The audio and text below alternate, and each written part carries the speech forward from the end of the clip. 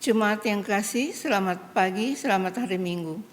Mari merenung dan menghayati kembali bahwa gereja adalah persekutuan orang-orang yang telah dipanggil keluar dari kegelapan dan masuk ke dalam terang Allah yang ajaib, untuk menjadi saksi yang memberitakan perbuatan-perbuatan Allah yang besar dan ajaib.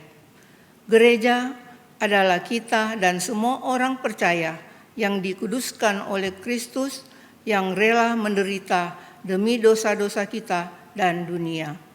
Gereja adalah kita dan semua orang percaya yang diutus masuk ke dalam kehidupan sehari-hari di dalam dunia untuk menghadirkan tanda-tanda kerajaan Allah, yaitu kasih, sukacita, dan damai sejahtera. Persoalannya adalah, masih mampukah kita di tengah situasi pandemi COVID-19 ini melakukan tugas dan panggilan kita tersebut? Ketika ada rasa takut terhadap dampak pandemi COVID-19 ini, baik berupa sakit yang diakibatkan oleh virus corona, kehilangan pekerjaan, dan penghasilan, dapatkah kita bertahan dan terus memikul tanggung jawab iman kita untuk membawa kasih sukacita dan damai sejahtera itu? Saudaraku, seharusnya dengan iman kita percaya Tuhan Allah di dalam Kristus Yesus dan oleh kuasa Roh Kudus tetap menyertai untuk menuntun dan memberikan kekuatan sehingga sesulit apapun kehidupan ini, kita sebagai anak-anak Tuhan tidak akan pernah berhenti berbuat baik, mengerjakan apa tugas dan panggilan beriman kita sebagai orang percaya dan gereja yang menghadirkan kerajaan Allah. Pemberitaan firman pada ibadah hari Minggu ini dilayani oleh Pendeta Henry Klokra.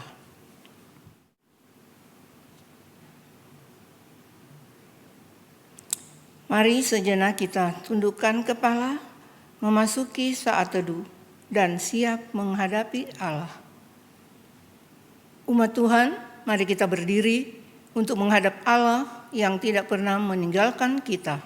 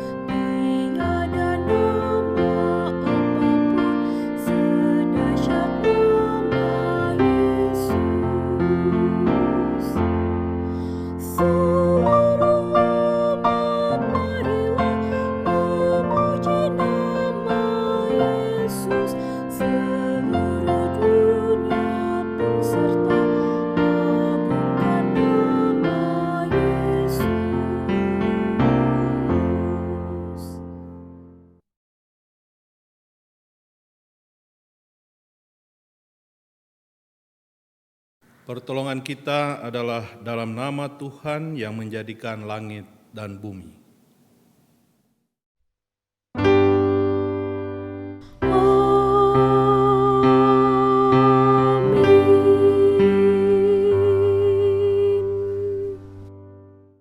Karena kasih karunia Allah yang menyelamatkan semua manusia sudah nyata, beritakanlah semuanya, nasihatilah dan yakinkanlah orang dengan segala kewibawaanmu.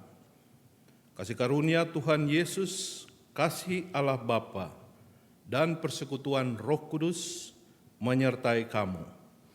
Dan menyertaimu juga. Amin.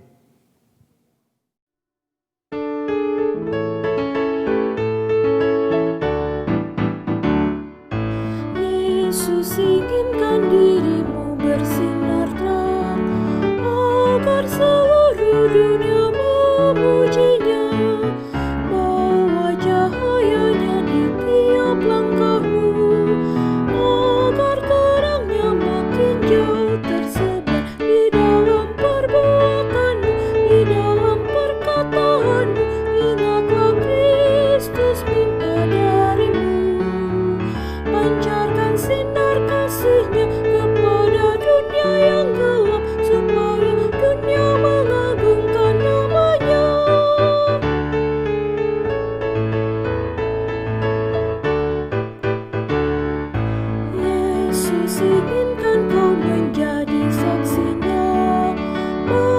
sebuah orang yang berkasa. Jadikan firman-Nya pelita bagimu, agar hidupmu jadi saksi teguh di dalam perbuatanmu, di dalam perkataanmu.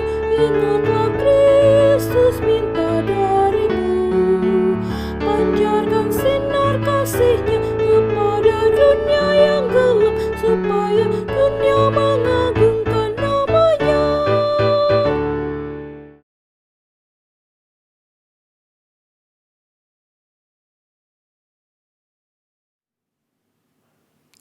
Jemaat, mari merendahkan diri kepada Tuhan dan berdoa kepada-Nya. Ya Bapa yang Maha Kudus, kami mengaku di hadapan-Mu ya Allah, yang pengasih, bahwa kami sering berbuat jahat. Kami berlaku tidak taat dan setia. Bahkan kami menjauh dari-Mu karena melakukan apa yang berlawan dengan kehendak-Mu. Karena itu, kami mohon ampunilah kami ya Tuhan.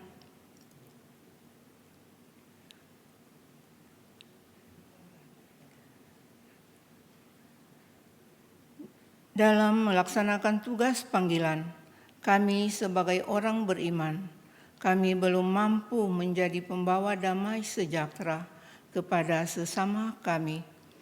Kami gagal menjadi pembawa kasih, sukacita, dan damai sejahtera-Mu kepada dunia, karena kami terlalu sering hidup untuk diri kami sendiri.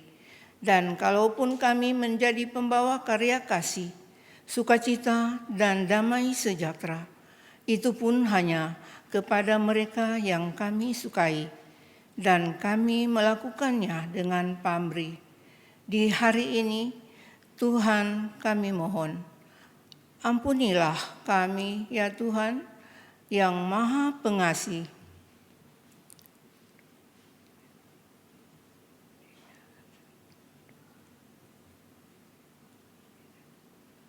Ya Tuhan, kami juga memohon, ajarlah kami untuk memiliki hidup yang bermakna bagi banyak orang, seturut dengan kebenaran firman-Mu, dimanapun kami berada, dan layakkanlah kami di tempat kuat dan rasa khawatir dan takut karena pandemik COVID-19 ini di dalam kasih-Mu, terus hadir dan membawa Magda melalui berbagai perbuatan yang menjadi saksi tentang kerajaan Allah yang dinyatakan dalam kasih, sukacita, dan damai sejahtera itu.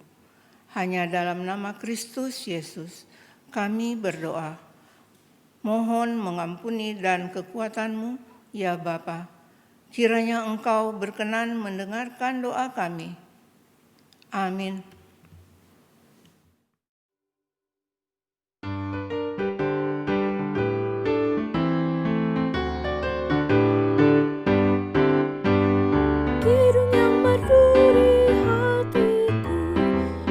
Membisikkannya, jangan takut, ku bersamamu dalam kancah dunia.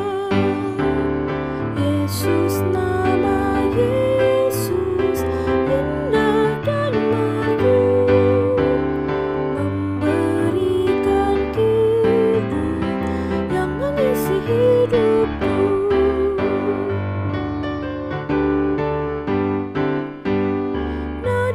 Sumbang dan sendu disebabkan dosaku. Yesus sudah menggantikannya jadi kidung yang merdu. Yesus, nama Yesus, indah dan merdu, memberikan hidup yang mengisi hidupku.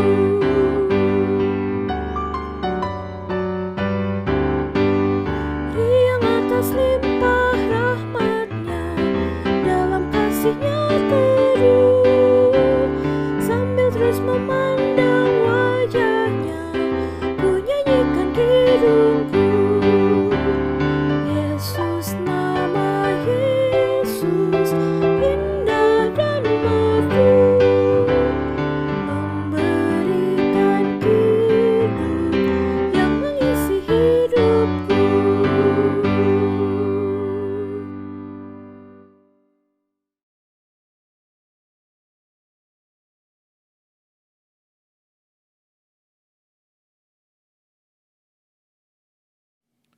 Mari kita memohon bimbingan Roh Kudus untuk pembacaan dan pemberitaan firman Tuhan. Kita berdoa. Bapa Surgawi, kami mengucap syukur karena kesempatan yang indah ini Engkau berkenan hadir dengan firman-Mu. Kuasailah kami dengan hikmat Roh Kudus, supaya pemberitaan firman yang disampaikan adalah semata-mata kuasa dan kehendak Allah.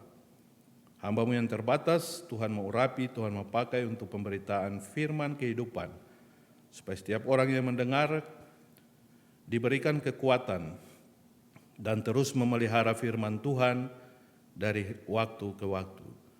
Hidup di dalam firman Tuhan, menghidupi firman itu sendiri. Dalam nama Kristus kami berdoa dan mengucap syukur.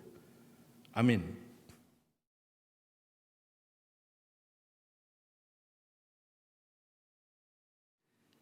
Marilah berdiri menyambut firman Tuhan hari ini. Haleluya.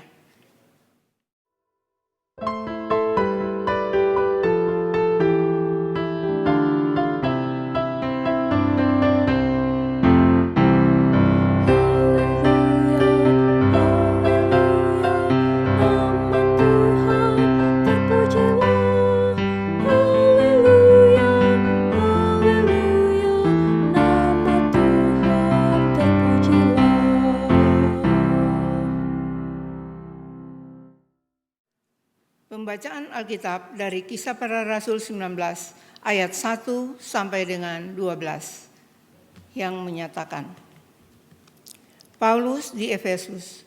Ketika Apolos masih di Korintus, Paulus sudah menjelajah ke daerah-daerah pedalaman dan tiba di Efesus. Di situ didapatinya beberapa orang murid. Katanya kepada mereka, "Sudahkah kamu menerima Roh Kudus ketika kamu menjadi percaya?" Akan tetapi mereka menjawab dia, "Belum, bahkan kami belum pernah mendengar bahwa ada Roh Kudus." Lalu kata Paulus kepada mereka, "Kalau begitu, dengan baptisan manakah kamu telah dibaptis?" Jawab mereka, "Dengan baptisan Yohanes." Kata Paulus, "Baptisan Yohanes adalah pembaptisan orang yang telah bertobat, dan ia berkata kepada banyak orang bahwa mereka harus percaya kepada dia yang datang kemudian daripadanya, yaitu Yesus." Ketika mereka mendengar hal itu, mereka memberi diri, mereka dibaptis dalam nama Tuhan Yesus. Dan ketika Paulus menumpangkan tangan di atas mereka, turunlah Roh Kudus di atas mereka, dan mulailah mereka berkata-kata dalam roh dan bernubuat. Jumlah mereka adalah kira-kira 12 orang. Selama 3 bulan, Paulus mengunjungi rumah ibadat di situ dan mengajar dengan berani. Oleh pemberitaannya, ia berusaha meyakinkan mereka tentang kerajaan Allah. Tetapi ada beberapa orang tegar hatinya. Mereka tidak mau diyakinkan, malahan mengumpat jalan Tuhan di depan orang banyak. Karena itu, Paulus meninggalkan mereka dan memisahkan murid-muridnya dari mereka. Dan setiap hari berbicara di ruang kuliah Tiranus. Hal ini dilakukannya 2 tahun lamanya, sehingga semua penduduk Asia mendengar firman Tuhan, baik orang Yahudi maupun orang Yunani. Oleh Paulus, Allah mengadakan mujizat-mujizat yang luar biasa. Bahkan orang membawa sapu tangan atau kain yang pernah dipakai oleh Paulus dan meletakkannya atas orang-orang sakit, maka lenyaplah penyakit mereka dan keluarlah roh-roh jahat. Hendaklah firman Tuhan menetap di dalam hatimu sehingga kamu makin berbuah, dan ucaplah syukur kepada Tuhan.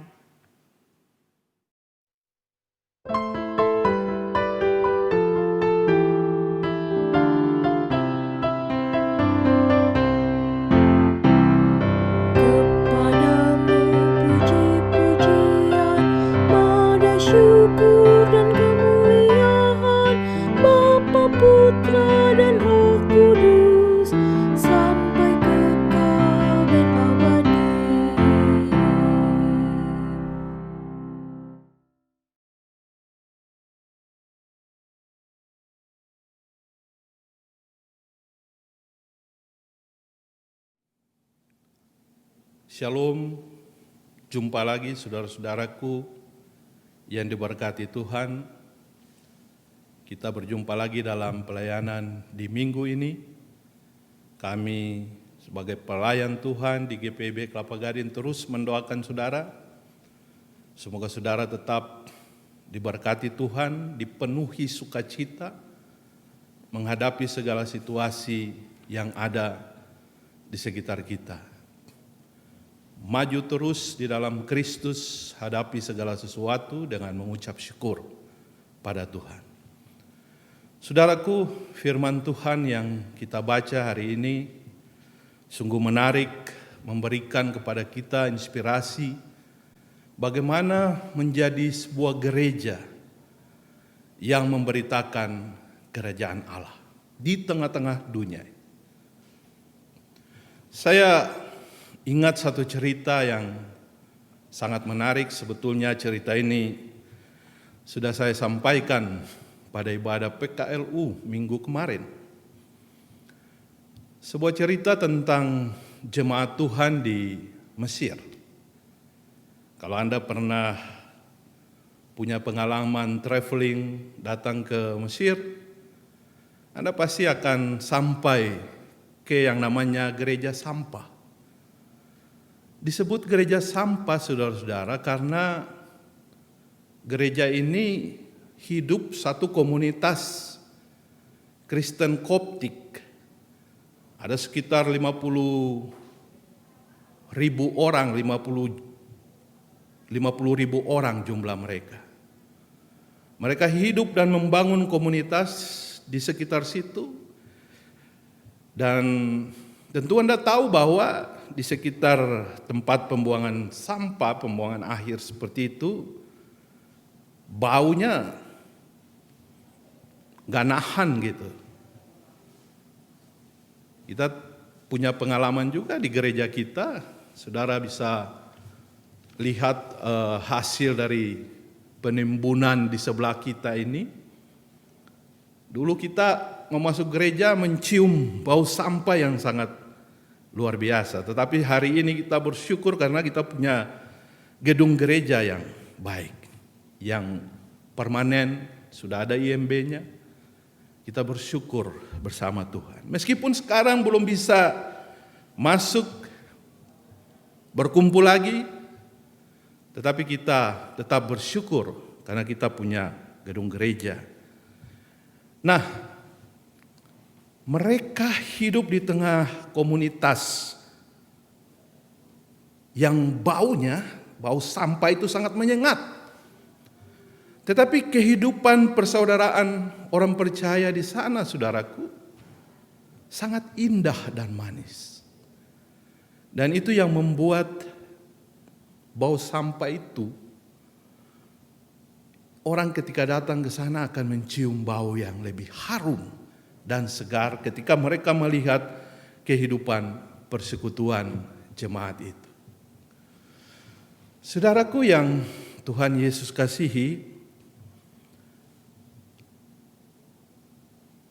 pada abad ke-10 Masehi, pernah dalam sejarah kalau Anda datang ke gereja sampah, Anda akan mendengarkan satu kesaksian yang mereka selalu dan senantiasa menceritakannya, bahwa pada abad ke-10 itu ada pada masa pemerintahan Al-Muiz dari kekhalifahan Fatimiyah. Ada seorang gubernur bernama Ibnu Kilis. Dia adalah seorang Kristen Koptik dan dia memerintah sebagai gubernur di situ pada waktu itu. Tetapi pemerintahannya sekarang sudah cukup banyak dipengaruhi oleh masuknya kekhalifahan Fatimiyah. Dan dia berusaha untuk merangkul kekhalifahan itu dalam pemerintahan Al-Muiz ini. Dan dengan cara-cara politis sedikit dia mengatakan kepada Al-Muiz bahwa ada orang Kristen Koptik di sini di wilayah kita, dan mereka itu punya satu ajaran yang sangat terkenal di dalam Matius 17 ayat 20. Jadi bagaimana dia mengeksploitasi agama, identitas untuk mencari aman dengan kekuasaan Fatimiyah. Dan dia memakai kelompok Kristen Koptik sebagai alat untuk merangkul atau membangun kekuasaan bersama pemerintahan Al-Muiz, saudara-saudara.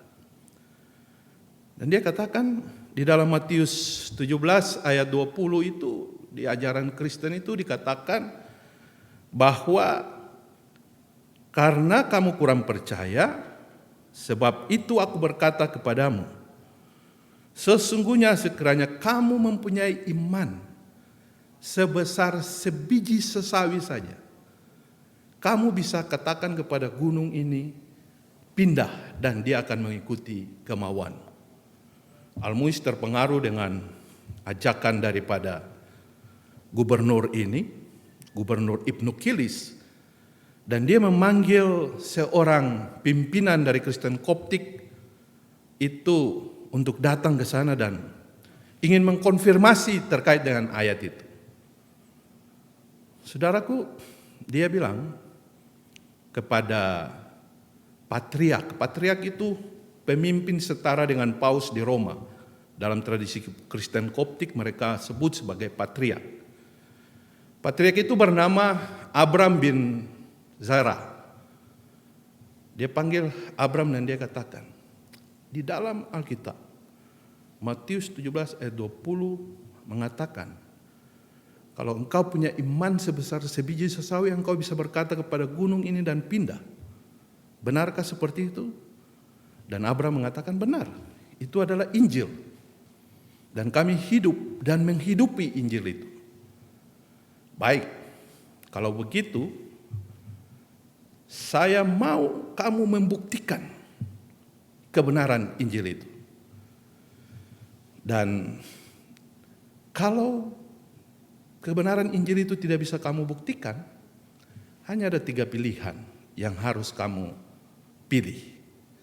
Yang pertama adalah kamu harus segera angkat kaki dari tanah Mesir, atau yang kedua kamu harus tinggalkan keyakinan iman percayamu itu dan mengikuti keyakinan iman percaya kami. Atau yang ketiga, pilihan ketiga adalah pedang. Pedang artinya mati. Lalu Abram mengatakan kepada Al-Muiz begini, kasih saya waktu 3 hari. Saya akan memberikan jawaban pada saudara. Dan dalam 3 hari itu, dia langsung menuju ke gereja Panggung. Kalau saudara tahu gereja Panggung, itu di kota Kairo lama, Babylon tepatnya. Disitulah tempat ketika Herodes mencari dan membunuh anak-anak kecil pada zaman Yesus lahir. Dan disitulah Maria dan Yusuf membawa Yesus bersembunyi di gereja Panggung itu. Yang menarik adalah dia datang ke sana, Abram bin Zera datang ke sana dan berdoa, memanggil para uskup-uskup biarawati untuk berdoa puasa 3 hari 3 malam di sana. Mereka berdoa meminta kepada Tuhan untuk mendapatkan jawaban. Mereka bilang hanya Tuhan yang bisa memberikan jawaban terhadap tantangan dari Al-Muiz ini. Dan selama 3 hari 3 malam mereka mengajak semua umat percaya untuk berdoa, puasa. Pada hari yang ketiga, subuh-subuh, dia mendapat sebuah mimpi, dia bertemu dengan Bunda Maria. Dan Bunda Maria mengatakan kepada Abram bin Zera, datanglah ke jembatan besi. Di situ engkau akan menemui seseorang. Maka datanglah Abram pagi-pagi benar di hari yang ketiga itu ke jembatan besi. Saudara tahu apa yang dia ketemu di sana? Dia ketemu dengan seorang yang matanya sudah buta sebelah. Orang yang kelihatan tidak meyakinkan. Dan dia berkata, aku mendapatkan mimpi, aku bertemu dengan Bunda Maria dan Bunda menyuruh saya datang ke sini dan saya akan menerima jawaban ketika saya bertemu dengan Anda di jembatan besi. Dan orang buta itu bernama Simon, dia berkata kepada Abram, bagaimana mungkin, saya ini kan orang berdosa. Tidak mungkin saya mengungkap rahasia Allah kepada Anda. Tetapi akhirnya ditantang terus, digali terus oleh Abram, dan dia mengaku dia akan memberikan jawaban. Dan dia memberi syarat kepada Abram, tolong sekali, selama saya masih hidup jangan pernah katakan saya siapa. Abram menerima persyaratan itu dan Abram mendapat jawaban dari dia. Saya tidak tahu persis jawabannya apa, tetapi Abram dengan pasti datang bertemu dengan Almuis dan dia berkata, dengan pasti dia berkata kepada Almuis, saya akan membuktikan kebenaran Injil kepada Anda.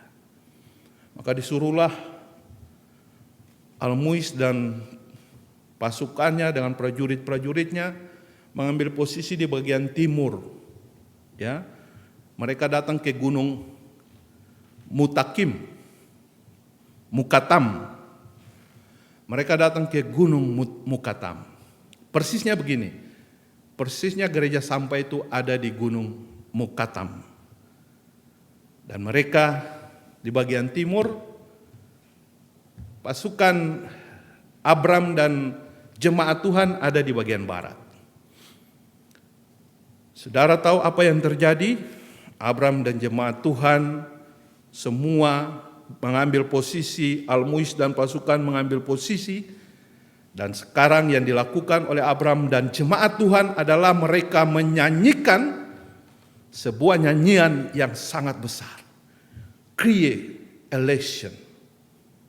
100 kali mereka menyanyikan Kyrie eleison ke arah barat. 100 kali mereka menyanyikan Kyrie eleison ke arah timur.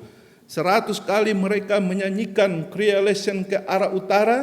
Dan 100 kali mereka menyanyikan Kyrie eleison ke arah selatan. 400 kali Kyrie eleison, Tuhan tolong kami, dinyanyikan. Sekejap mereka sujud menyembah kepada Tuhan dan mereka berdiri. Abram menengadah ke gunung Mutakim dan dia memberi tanda salib ke arah gunung itu. Bapa, Putra, dan Roh Kudus. Apa yang terjadi, saudaraku? Sebuah mujizat yang dahsyat terjadi. Gunung Mutakim itu terangkat dari tanah dan dia berpindah dari timur ke barat sepanjang 3 kilometer. Sesuatu peristiwa yang sangat dahsyat, luar biasa, dan Almuis mengatakan kepada Abram, cukup. Karena waktu itu Kairo sedang dibangun, kalau ini gunung terlepas, hancur ini pembangunan yang mereka bangun di Kairo pada waktu itu. Dan menurut cerita, Muis ini akhirnya pindah ke padang pasir, dan cerita yang tidak pernah tertulis dalam sejarah bahwa akhirnya dia percaya kepada Kristus dan dia akhirnya mengikuti Kristus pada waktu itu. Seorang pemimpin besar. Saudaraku yang berbahagia dalam kasih Tuhan Yesus, ilustrasi yang sedikit panjang ini mau menceritakan kepada kita bahwa Tuhan memberikan mujizat besar. Allah memberikan kepada kita mujizat yang sangat luar biasa, bekerja di tengah-tengah umat yang setia membangun persekutuan mereka, umat yang terus memberi diri, mengucap syukur dalam segala sesuatu. Saudaraku, dalam segala situasi tetaplah ucap syukur. Mau situasi ini buruk seperti apapun, tetaplah ucap syukur. Nyanyikanlah Kyrie eleison. Bila perlu berdoa puasa. Jika engkau ingin menerima jawaban Tuhan atas segala pergumulanmu yang engkau lakukan sebagai pribadi, keluarga, bahkan sebagai jemaat. Tetapi yang menarik saudaraku, dari kisah para rasul yang kita baca ini adalah sebuah pelajaran yang saya kadang berpikir luar biasa dilakukan oleh Rasul Paulus kepada jemaat Tuhan dalam pembacaan kita tadi. Rasul Paulus ini adalah figur yang luar biasa karena dia tidak sekedar berkhotbah. Dia tidak sekedar berbicara. Dia tidak sekedar berdiri di balik mimbar. Tetapi dia mau turun menjumpai umat Tuhan di Efesus, menjumpai umat Tuhan di Galatia, menjumpai umat Tuhan di wilayah-wilayah yang pedalaman sekalipun. Dan dalam bacaan kita ini, ketika Apolos masih ada di Korintus, Paulus sudah datang di Efesus dan dia tinggal kurang lebih 2 tahun di sana. Dia terus hidup dan orang ini, Paulus ini adalah orang yang sangat cerdas. Dia mampu memberikan bagaimana memetakan kehidupan potensi jemaat yang ada, yang tersedia. Dan dia terus mengajarkan kepada mereka tentang kerajaan Allah. Paulus terus mengajarkan tentang kerajaan Allah kepada umat Tuhan. Tetapi kita lihat dalam bacaan kita, banyak orang yang menerima ajaran Paulus. Tetapi ada banyak juga orang yang tidak menerima ajaran Paulus. Ajaran tentang keselamatan, ajaran tentang kerajaan Allah. Begitu juga dengan kehidupan berjemaat kita. Ada banyak pemberitaan-pemberitaan yang dilakukan, pelayanan yang dilakukan oleh gereja Tuhan. Tapi dalam kenyataannya ada banyak orang yang mengikuti, ada banyak orang yang setia, ada banyak orang yang diberkati, ditolong. Tetapi kita tidak bisa menghindari ada banyak juga orang yang menolak dan melawan. Saudaraku yang berbahagia dalam kasih Tuhan Yesus, apa itu kerajaan Allah? Kerajaan Allah adalah sesuatu kebenaran yang kita beritakan, yang harusnya diberitakan oleh gereja, yang harusnya diberitakan oleh semua orang percaya. Matius 6 ayat 33 mengatakan kepada kita, tetapi carilah dahulu kerajaan Allah dan kebenarannya, maka semuanya akan ditambahkan kepadamu. Kita selalu berdoa dalam doa Bapa kami, kita bilang, datanglah kerajaan, jadilah kehendakmu di bumi seperti di sorga. Kerajaan Allah atau yang akhirnya dipakai dengan kata kerajaan sorga, sorga itu adalah satu tempat. Sorga itu ibarat kelapa gading, tetapi kerajaan Allah itu ada di mana-mana. Oleh karena itu ketika orang di GPIB Tanjung Priuk misalnya berdoa datanglah kerajaanmu, itu artinya kerajaan Allah juga hadir di wilayah GPIB Tanjung Priuk, di Bekasi dan seterusnya. Jadi kerajaan Allah itu sesuatu yang sangat luas. Ketika kita berdoa, kita ada di tempat ini, jemaat ini, dan kita berdoa, datanglah kerajaanmu. Tuhan tidak hanya datang di Kelapa Gading, tapi Tuhan datang di berbagai tempat. Dan yang menarik, saudara-saudaraku, Rasul Paulus juga berkata, kerajaan Allah itu bukan soal makan dan soal minum, tetapi kerajaan Allah itu soal kebenaran, damai sejahtera, dan sukacita oleh Roh Kudus. Roma 14 ayat 17 sampai ayatnya yang ke-18. Apa yang saya mau katakan, saudaraku?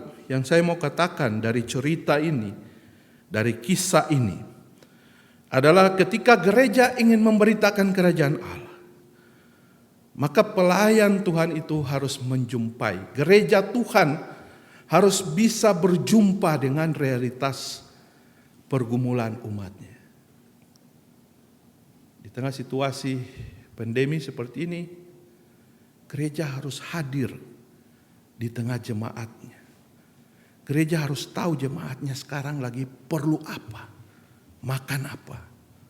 Kalau tidak ada damai sejahtera, kalau tidak ada kebenaran, kalau tidak ada sukacita, gereja harus hadir untuk memberikan damai sejahtera, sukacita kepada umat.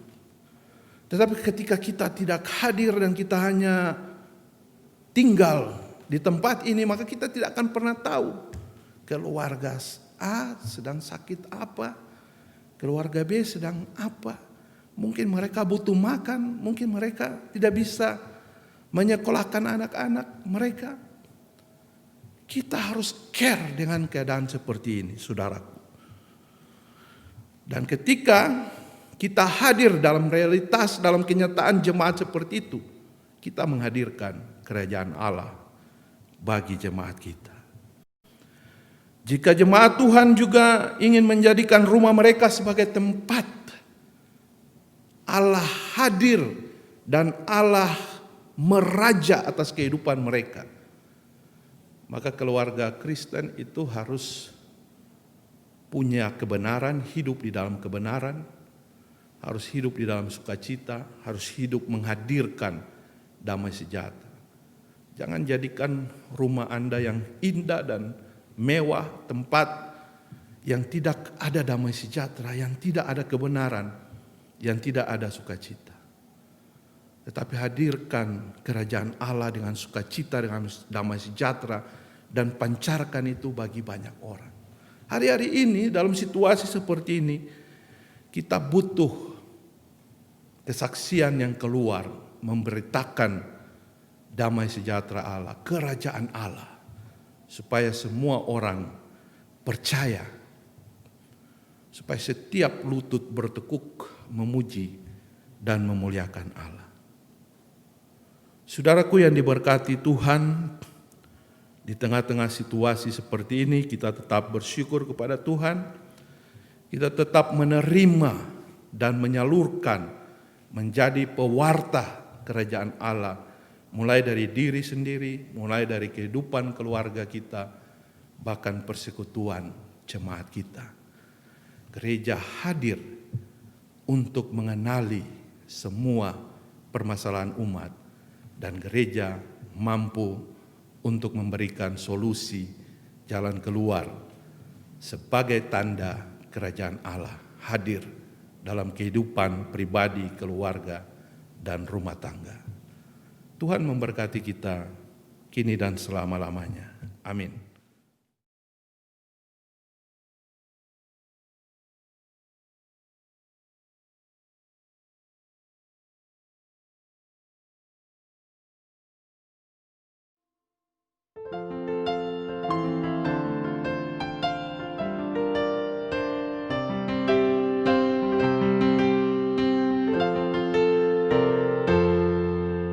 Sungguh kerajaan Allah di bumi tak kalah.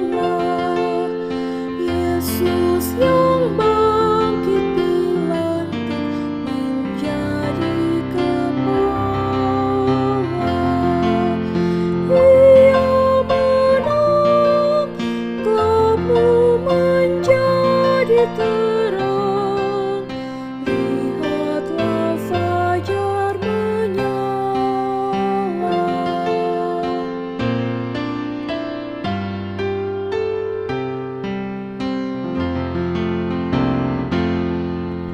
Sambil menyangkal dirimu, tetaplah percaya. Jangan pengharapan hilang di perang dan bahaya. Biar gentar hatimu pun berdebar, akhirnya kami berjaya.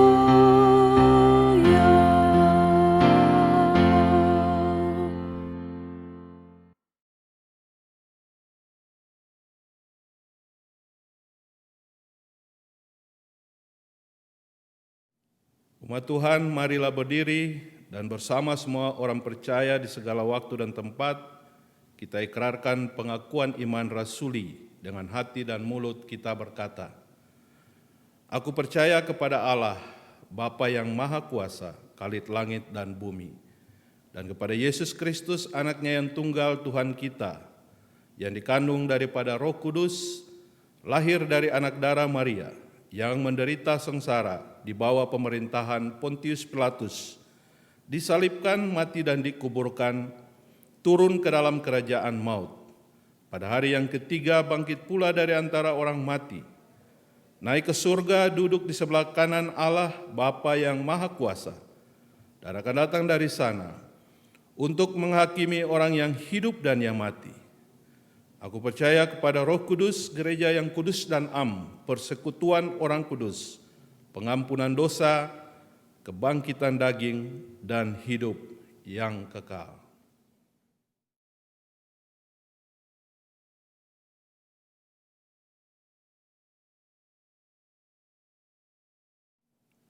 Mari kita satukan hati dan iman kita dalam doa syafaat pada Allah Bapa di sorga. Kita berdoa.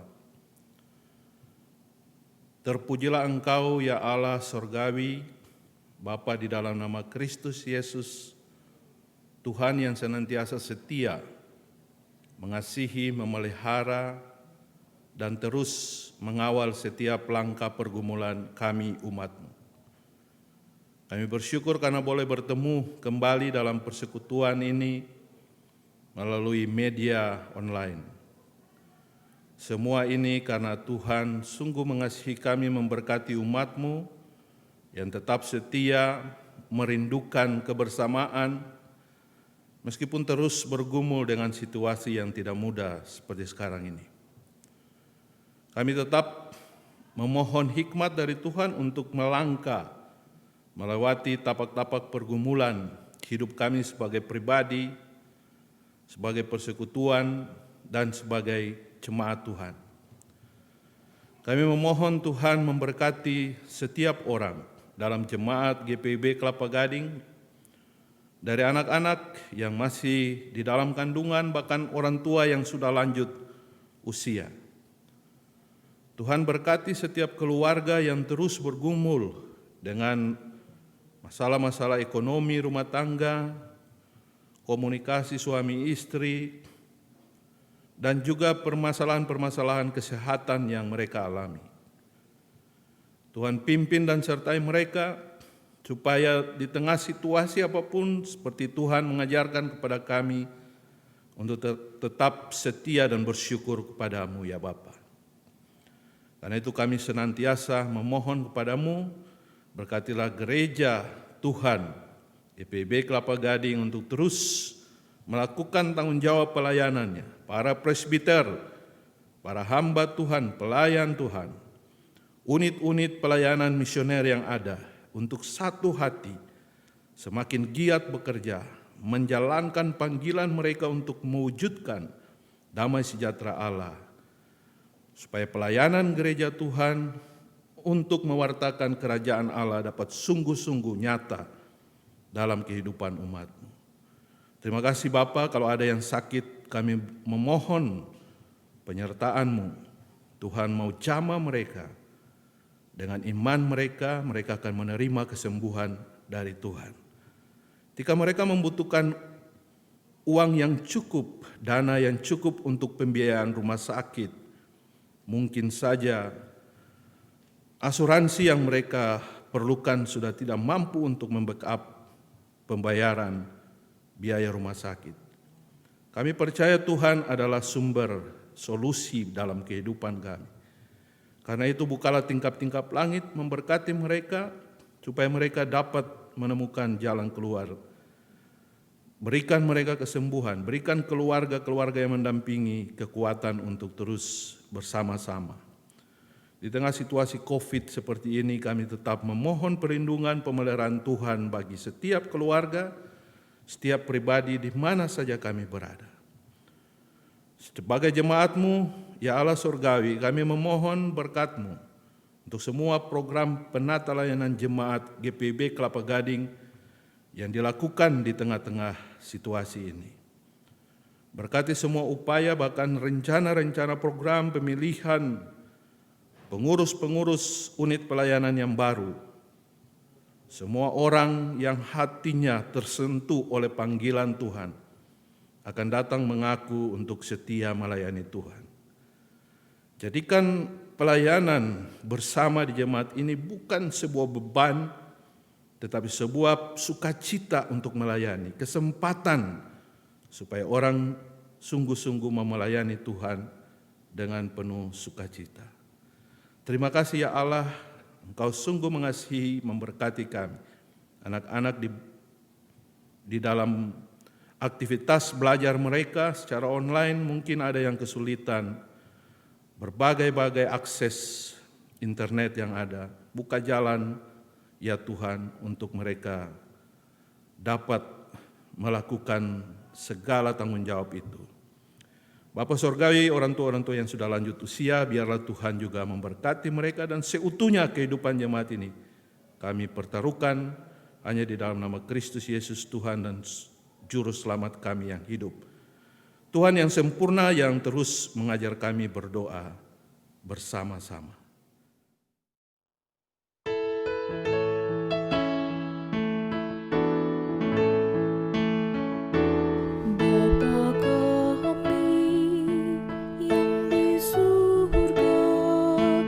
Dikuduskanlah nama-Mu,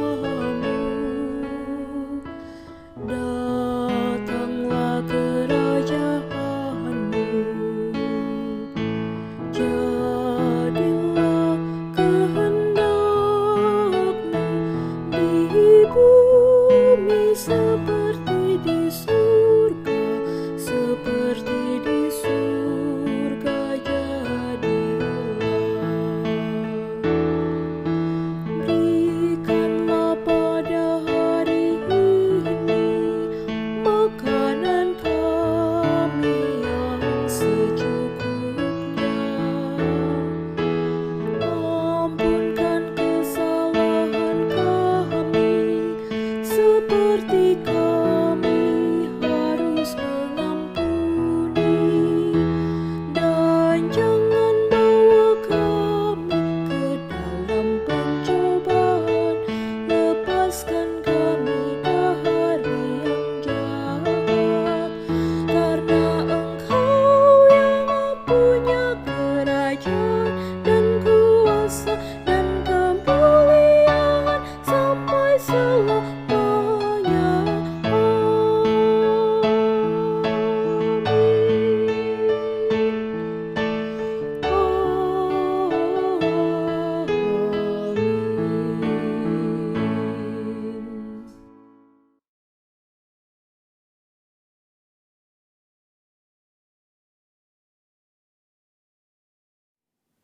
Jemaat yang dikasihi Tuhan, sungguh kasih dan berkat Tuhan melimpah dalam kehidupan kita.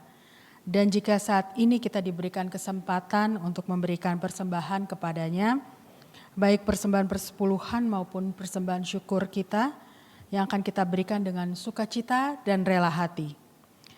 Dengarlah nas Alkitab dari Mazmur 4 ayat 6 yang mengatakan, persembahkanlah syukur yang benar dan percayalah kepada Allah. Dari Mazmur 50 ayat 23 mengatakan, sebab siapa yang mempersembahkan syukur sebagai korban, ia memuliakan Allah. Siapa yang jujur jalannya, keselamatan yang dari Allah akan diberikan kepadanya. Tuhan memberkati saudara dan persembahan saudara.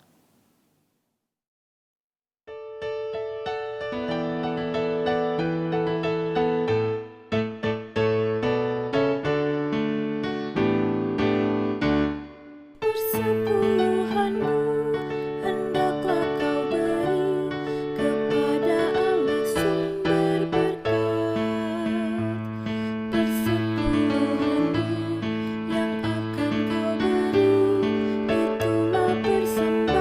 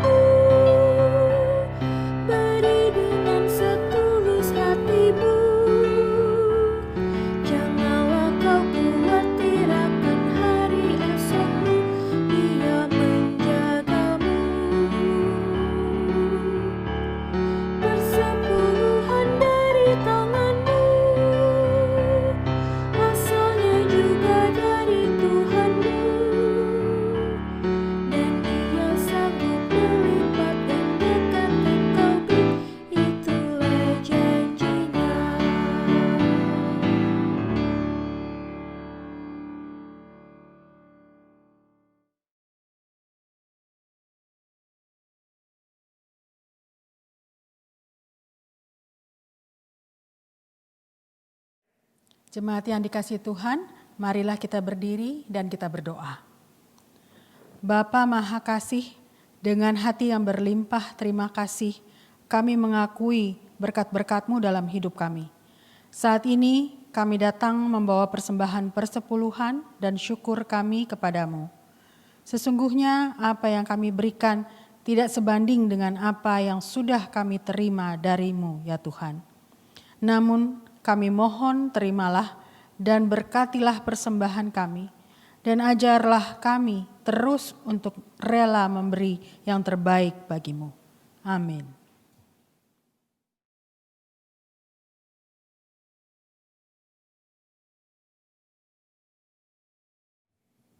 Jemaat Tuhan, setiap orang yang dipanggil dan diutus untuk dalam kehadirannya berkarya menghadirkan tanda-tanda kerajaan Allah.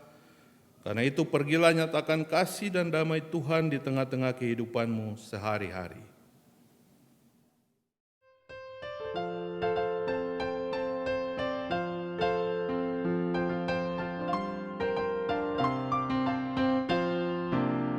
Utuslah kami masuk dalam dunia ini, menjadi saksi bagi kerajaan-Mu, membawa damai dan terang-Mu yang abadi, menabur kasih bagi dunia yang resah.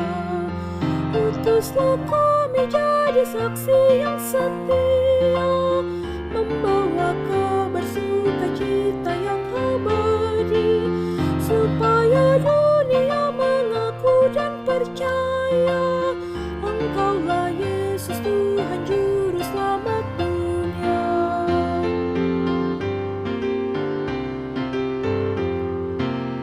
Berilah kami hati tulus melayani, menolong orang-orang berbeban berat. Berilah kami roh yang tabah dan setia, untuk nyatakan kasih bagi dunia.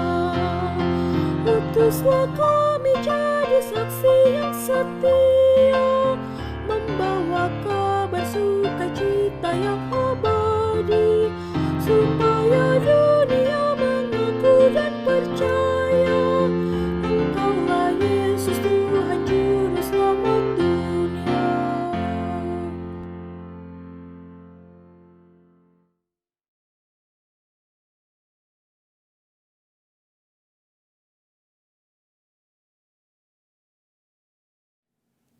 Arahkanlah hati dan pikiranmu kepada Tuhan, pergilah dengan damai sejahtera, dan terimalah berkat-Nya. Tuhan memberkati engkau dan melindungi engkau. Tuhan menyinari engkau dengan wajah-Nya dan memberi engkau kasih karunia. Tuhan menghadapkan wajah-Nya kepadamu dan memberi engkau damai sejahtera.